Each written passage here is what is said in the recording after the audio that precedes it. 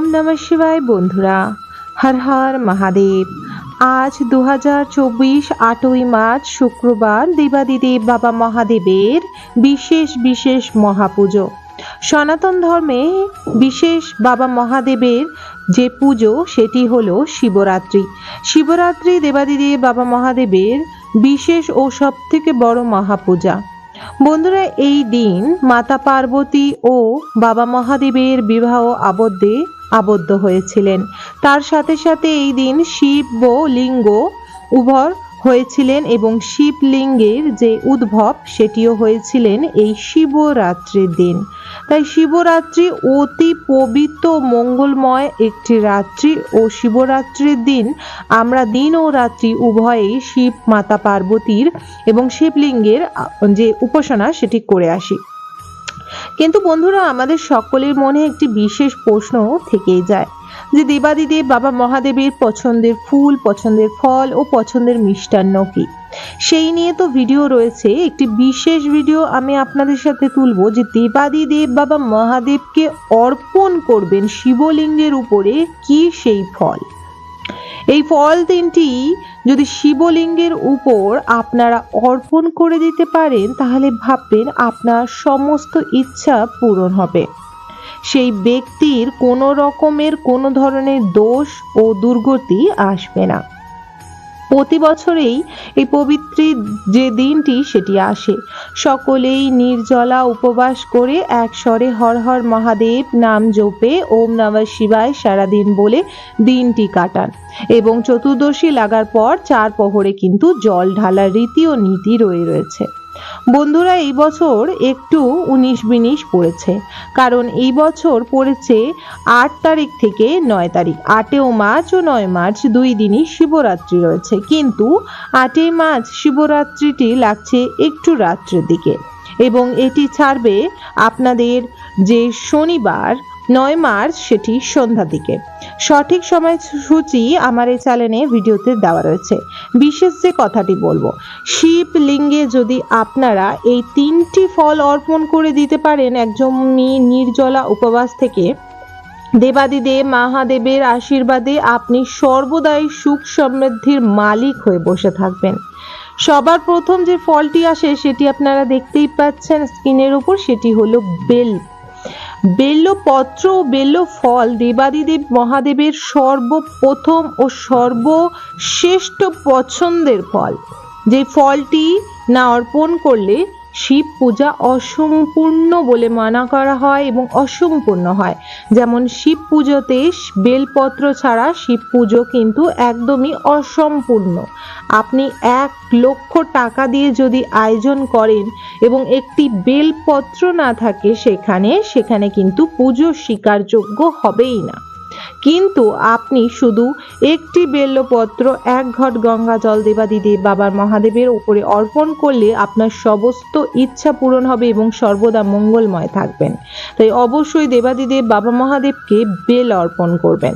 Bell অর্পণ করার সময় অবশ্যই খেয়াল রাখতে হবে বেলটি যেন সুন্দর, ভালো এবং পরিষ্কার পরিচ্ছন্ন থাকে। অনেকেই কম পয়সায় কিছু টাকা বাঁচানোর জন্য আমরা ভগবানকে এমন কিছু পুষ্প বা এমন কিছু ফল ও মিষ্টান্ন দিয়ে থাকি যেটি একদমই অস্বীকারযোগ্য। তাই অবশ্যই বেলটি যেন ফাটানোর পর একদম সুন্দর বেরোয়, পাকা সুন্দর গন্ধযুক্ত বেল অর্পণ করলে জীবন ও সুখ শান্তি ও সমৃদ্ধি এবং সুপ্রভাবে ভরে থাকবে। দ্বিতীয়টি হলো ধুতরা ফল। বন্ধুরা, ধুতরা ফল দেবাদিদেব বাবা মহাদেবের অতি প্রিয় এক ফল।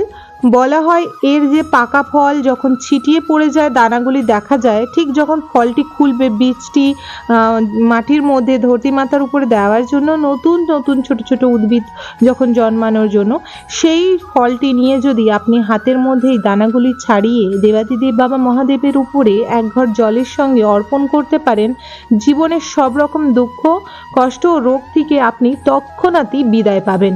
কিন্তু হ্যাঁ, 108 বার সেই মন্দিরে বসে আপনাকে ওম নমঃ শিবায় জপ করতে হবে।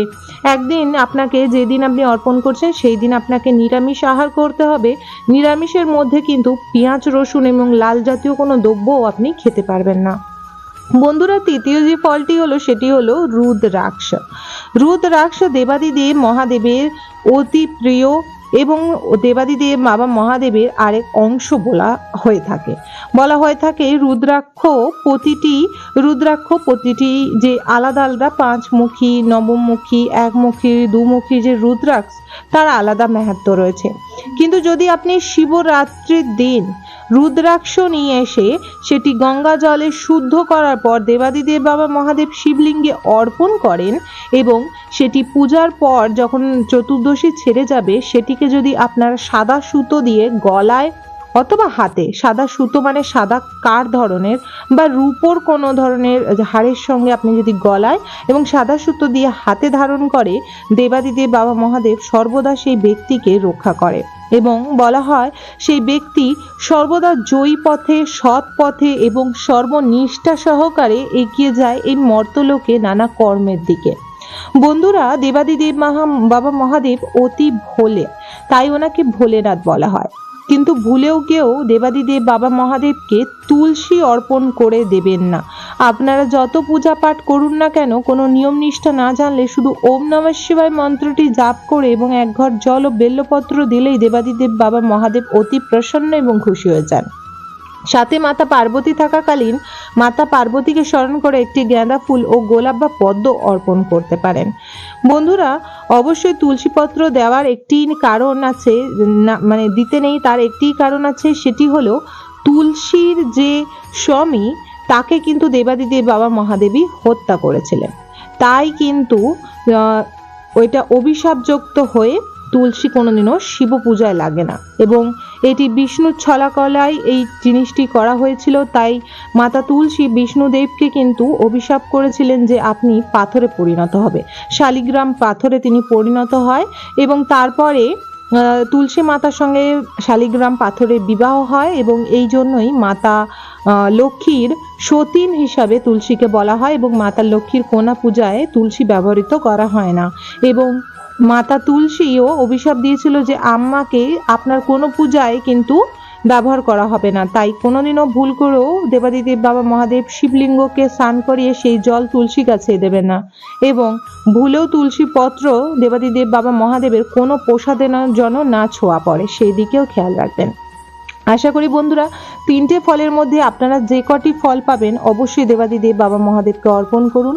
আপনারা সুস্থ থাকুন, ভালো থাকুন, সবার মনস বাসনা পূর্ণ হোক দেবাদিদেব বাবা মহাদেবের আশীর্বাদে। আশা করি আজকের দিনটি সবার খুব ভালো কাটুক এবং দেবাদিদেব বাবা মহাদেব প্রত্যেকের গৃহে যান এবং প্রত্যেকের গৃহে গিয়ে সকলের মনস বাসনা ও স্বপ্ন পূরণ করুক। সবাই ভালো থাকবেন, সুস্থ থাকবেন। হর হর মহাদেব। রাধে রাধে বন্ধুরা।